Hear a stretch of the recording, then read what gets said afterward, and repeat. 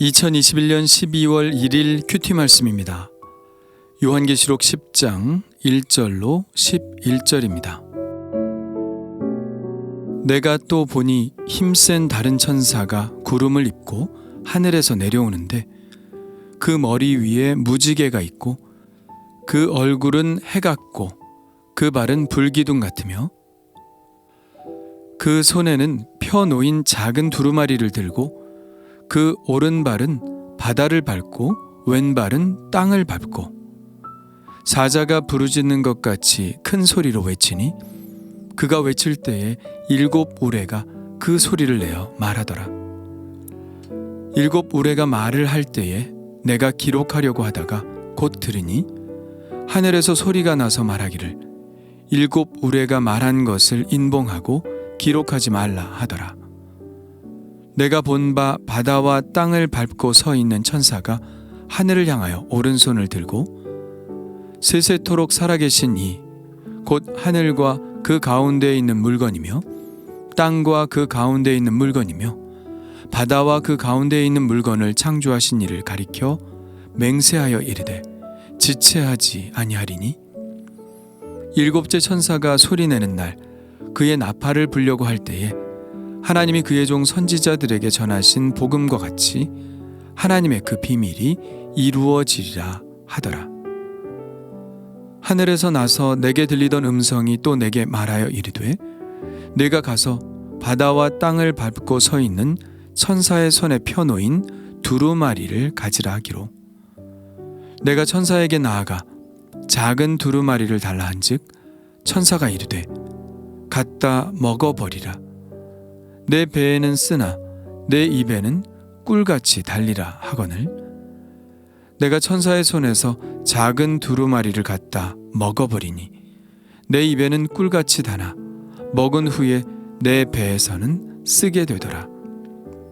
그가 내게 말하기를 내가 많은 백성과 나라와 방언과 임금에게 다시 예언하여야 하리라 하더라. 아멘. 앞서 6번째 인을 떼고 7번째 인을 떼기까지 막간극처럼 삽입되어 있던 부분이 있었던 것과 마찬가지로 6번째 나팔과 7번째 나팔 사이에도 꽤 긴 막간극이 펼쳐집니다. 오늘의 막간극의 주인공은 나팔을 부는 7천사 외에 한 힘센 천사입니다. 그의 모습을 이렇게 표현하고 있죠.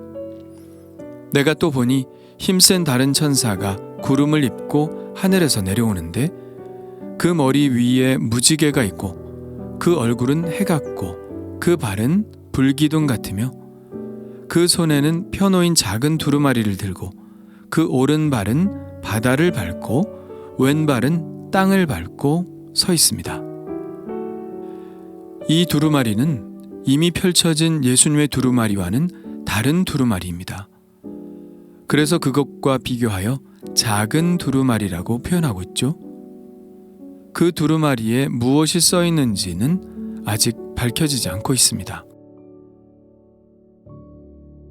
이 천사는 뭔가 큰 소리를 내며 말하는데 그 소리가 얼마나 우렁차던지 사자가 부르짖는 것 같다고 하고 또 7 우레가 같이 소리를 내어 말했다고 표현하고 있습니다.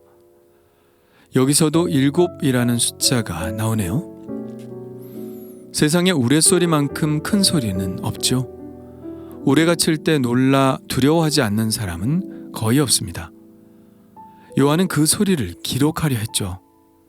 그러나 그때 하늘에서 소리가 났습니다.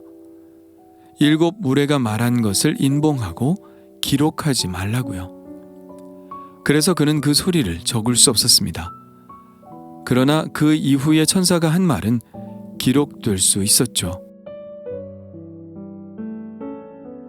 천사는 하나님을 가리켜 맹세하며 지체하지 아니하리니 7째 천사가 소리내는 날 선지자들이 전한 복음의 비밀이 이루어지리라 라고 말합니다.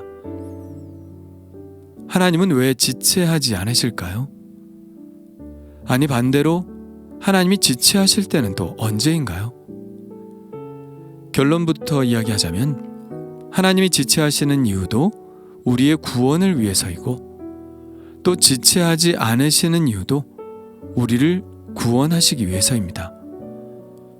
베드로 사도는 하나님이 지체하시는 이유에 대해 이렇게 말씀하고 있습니다.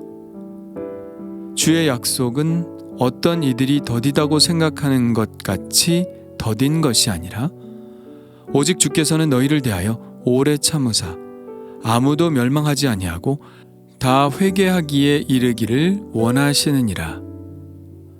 될 수 있으면 많은 사람들이 구원을 받기 원하시기 때문에 하나님은 지체하시는 것이죠. 그리고 지체하시지 않는 이유도 마찬가지죠. 예수님은 이런 말씀을 주십니다. 하나님께서 창조하신 시초부터 지금까지 이런 환난이 없었고 후에도 없으리라. 만일 주께서 그 날들을 감하지 아니하셨더라면 모든 육체가 구원을 얻지 못할 것이거늘 자기가 택하신 자들을 위하여 그 날들을 감하셨느니라. 이 마가복음의 말씀과 오늘 말씀은 그 동기가 일치하는데요. 지체하지 않는 이유는 하나님이 택하신 자들을 위해 심판의 날들을 감하시기 위해서라는 것이죠. 주님의 날이 빨리 오는 것은 우리 그리스도인들에게는 매우 좋은 일이지만 불신자들에게는 매우 두려워해야 할 일입니다. 그것은 종말의 유예 기간이 얼마 남지 않았다는 뜻이기 때문이죠. 천사가 말하는 이 소리를 듣고 있을 때 하늘에서 또 소리가 납니다. 그 천사가 펴놓은 그 두루마리를 취하라고요. 그래서 천사에게가 작은 두루마리를 달라고 하자 그 천사는 이렇게 말합니다. 갖다 먹어버리라. 내 배에서는 쓰나 내 입에는 꿀같이 달리라. 그래서 그 말대로 두루마리를 먹었더니 정말 입에서는 다나 배에서는 썼습니다. 이 장면은 에스겔이 하나님의 소명을 받는 장면을 연상케 하는데요. 이렇게 되어 있습니다. 내가 보니 보라 한 손이 나를 향하여 펴지고 보라 그 안에 두루마리 책이 있더라. 그가 그것을 내 앞에 펴시니 그 안팎에 글이 있는데 그 위에 애가와 애곡과 재앙의 말이 기록되었더라. 또 그가 내게 이르되 인자여 너는 발견한 것을 먹으라. 너는 이 두루마리를 먹고 가서 이스라엘 족속에게 말하라 하시기로 내가 입을 벌리고 그가 그 두루마리를 내게 먹이시며 내게 이르시되 인자야 내가 내게 주는 이 두루마리를 내 배에 넣으며 내 창자에 채우라 하시기에 내가 먹으니 그것이 내 입에서 달기가 꿀 같더라. 이 장면이 바로 에스겔이 하나님의 소명을 받을 때 일어난 일임을 감안할 때 요한이 경험한 이 환상도 하나님이 요한의 사명을 새롭게 하시기 위해 주신 환상이라고 봐야 하겠죠. 11절에 이렇게 말하고 있지 않습니까? 그가 내게 말하기를 내가 많은 백성과 나라와 방언과 임금에게 다시 예언하여야 하리라 하더라. 하나님께서 요한에게 이 예언의 말씀을 전할 사명을 주신 것이죠. 그렇다면 입에서는 다나 배에서는 쓰다는 말은 무슨 말씀일까요? 하나님의 말씀은 참 좋은 말씀이죠. 사랑하라, 용서하라. 제가 성경 말씀이 참 달다는 것을 처음 경험했던 건 중학교 때였던 것 같습니다.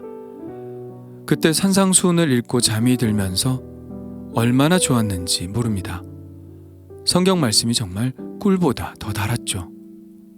이렇게 좋은 말씀이 또 있을까 생각하며 흥분했던 기억이 있습니다. 그런데 이 천사는 입으로 맛만 보지 말고 그 말씀을 먹어버리라고 말씀하십니다. 먹는다는 것은 뭘까요? 소화가 돼서 내 삶의 행동으로 그것이 나타난다는 것입니다. 그것이 나의 삶의 에너지가 되어 행동으로 보여진다는 것이죠. 그런데 이 과정이 쉬운 게 아니라는 것은 우리가 너무나 잘 알죠? 이 과정은 매우 쓴 투쟁의 과정입니다. 사랑하라. 그런데 사랑이 되나요? 듣기는 좋죠. 그래서 아멘 합니다. 그러나 실제 삶에 돌아와서 미운 사람을 보면 그 사람이 밉지 사랑이 안 됩니다. 미운 사람 사랑하려니 배가 꼬이죠. 용서가 안 되는데 하려니까 속이 아픈 겁니다. 그야말로 쓴 것이죠. 그렇게 아프니까 속이 쓰리니까 우리는 말씀을 잘 삼키지 않습니다. 그냥 듣고 읽고 입속에서 단물만 빼먹고 뱉어버리기 일쑤죠. 실제로 속으로 넘어가는 것은 없습니다. 그러니까 속에서 쓸 일이 없겠죠. 그러나 쓰지는 않겠지만 동시에 성장하지도 못합니다. 음식을 먹고 뱉기만 한다면 몸이 성장할 수 없는 것과 마찬가지입니다. 말씀을 먹고 소화시키고 체화시키는 이 투쟁의 과정이 없이는 그리스도인들은 절대로 성장할 수 없죠. 우리가 성만찬을 하는 이유가 뭘까요? 예수님을 먹자는 거 아닌가요? 예수님이 누구신가요? 바로 말씀이 육신이 되신 분입니다. 우리가 예수님의 살과 피를 먹는다는 것은 말씀이 내 안에 체화되도록 한다는 것입니다. 그래서 우리는 먹어야 하는 것이죠. 내 배에서 써도 먹어야 하는 것입니다. 소화시키고 내 삶의 일부분이 되게 하기 위해서. 그러니까 쓸 수밖에 없죠. 그러나 그런 쓴 투쟁의 과정을 통해서 우리는 진짜 그리스도인이 되는 겁니다. 그렇게 된 다음에 우리는 이 말씀을 따를 수 있겠죠. 11절입니다. 그가 내게 말하기를 내가 많은 백성과 나라와 방언과 임금에게 다시 예언하여야 하리라 하더라. 그렇게 복음이 우리의 삶에 체화될 때 우리는 비로소 전도를 할 수 있는 것이죠. 그러니까 말로 전도하는 것이 아니죠. 진리가 내 삶이 될 때 비로소 능력 있는 전도가 되는 것입니다. 말씀을 많이 듣는 것이 중요한 것이 아닙니다. 물론 안 듣는 것보다는 낫겠지만 정말 중요한 것은 한마디 말씀이라도 내 삶이 되도록 씨름하는 것입니다.